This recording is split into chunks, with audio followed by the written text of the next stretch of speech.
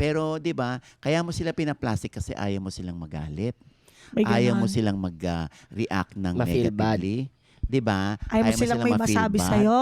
Oo. Yes. Yun, kaya mo ginagawa yun. Yung pagpapakatotoo, gagawin mo lang ito sa harap ng totoo mong kaibigan.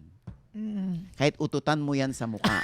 Hindi yan. Pero hindi mo pwede gawin sa akin yun. Hindi ba? Para malinaw tayo. 'Di ba?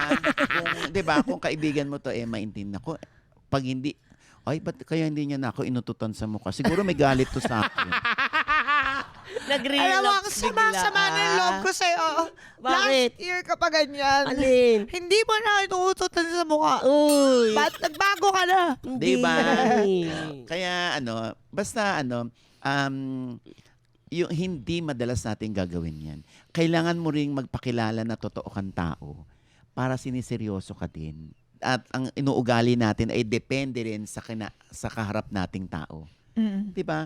Genuine ka sa akin, genuine din ako sa'yo. Plastic ka, tatapatan ko yan. Ang tawag dyan, diplomasya. Ganon. Diba?